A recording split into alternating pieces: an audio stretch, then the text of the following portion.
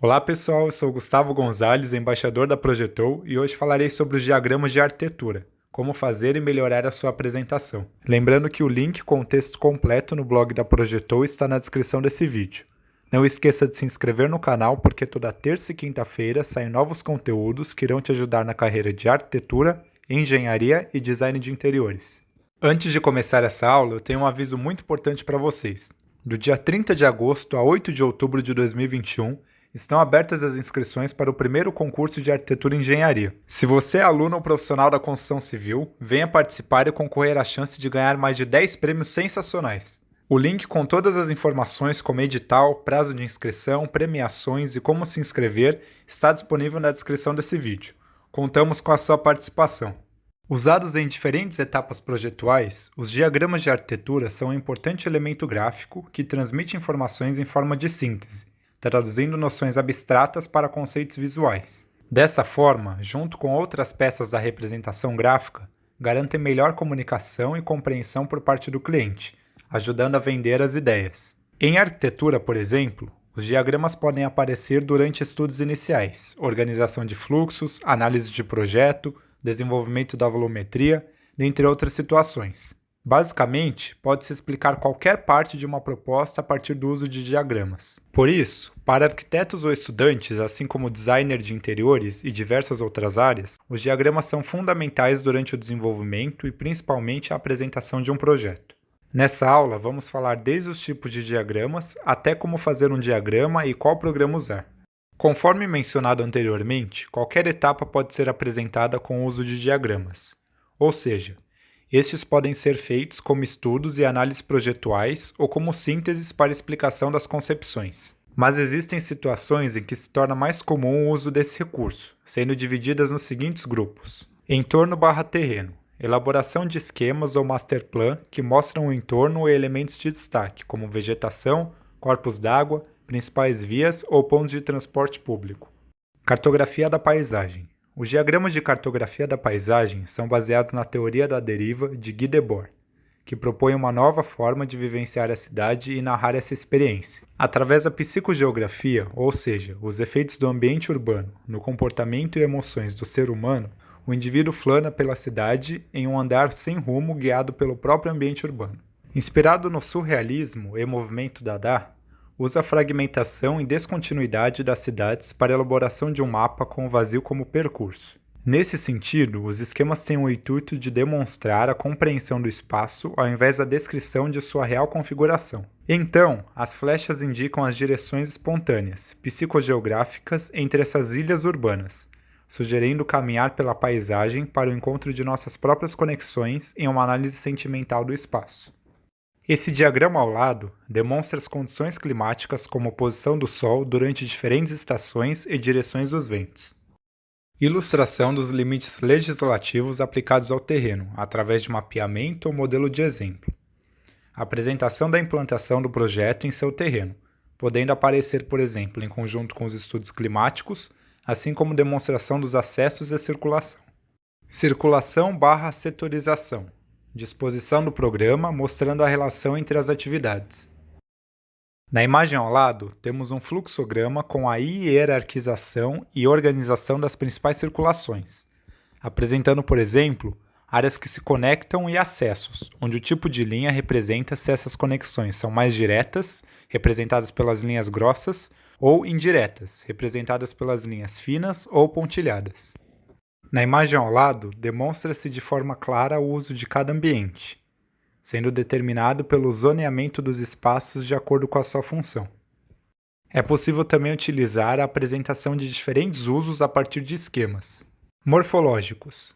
A morfologia urbana analisa as formas da cidade e os elementos que a constituem, sendo esses divididos em sistema de edifícios, sistema de parcelas, lotes e sistema de ruas. Diversos estudos e diagramas podem ser desenvolvidos nessa etapa. Contudo, alguns dos mais comuns são os de cheios e vazios, gabaritos e tipologias. Esses são estudos de formas e configuração da própria estrutura externa, demonstrando a volumetria e implantação, assim como sua evolução ao longo do projeto e elementos que influenciaram nessas transformações. Construtivos. Demonstram a apresentação de detalhes construtivos essenciais para o projeto e como estes funcionam, assim como a composição da estrutura, podendo incluir materialidade, de forma a tornar compreensível o funcionamento do sistema. Qual a importância do diagrama de arquitetura na apresentação do projeto? Antes de tudo, por proporcionarem a visualização das informações de forma mais prática, os diagramas auxiliam na apresentação do projeto, garantindo melhor compreensão do seu conteúdo. Podem demonstrar a evolução das diferentes etapas projetuais, assim como qualquer parte de destaque que não seria interpretada da mesma forma apenas com o uso de desenhos técnicos ou mesmo perspectivas. Além disso, em situações nas quais o espaço para ilustração do projeto é reduzido a um formato específico, como entregas da universidade ou concursos, os diagramas tendem a ocupar menos área para exemplificar algo que iria necessitar de dimensões maiores, caso se optasse por usar apenas imagens e texto. Por fim, outra vantagem é que a organização dos diagramas na apresentação permite uma leitura do projeto que conduz o discurso, evitando o uso excessivo de texto e a leitura de anotações como guia. Mas, de toda forma, além destes componentes visuais, a composição de um memorial é indispensável. Contudo, a adoção dos diagramas para apresentação deve ser feita junto com outros componentes da expressão gráfica, como o desenvolvimento de perspectivas que ilustrem bem o projeto, humanização dos desenhos técnicos, elaboração das pranchas ou outros formatos de apresentação. Como fazer um diagrama de arquitetura?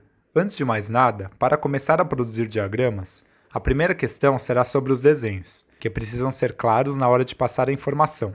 Por isso, organizar as ideias e esboçar os diagramas antes de produzir sua versão final faz com que estes tenham melhor qualidade. Em seguida, após decidir o que se pretende com o diagrama, é necessário escolher de que modo ele será feito. Nesse sentido, a opção mais comum é usar algum software, a depender do tipo de diagrama. Mas também pode-se elaborar os diagramas manualmente como croquis e posteriormente digitalizá-los. Segue algumas questões a se considerar na sua elaboração. Primeiramente, os diagramas devem passar as informações em forma de síntese, de modo que a sua leitura não se torne muito complexa.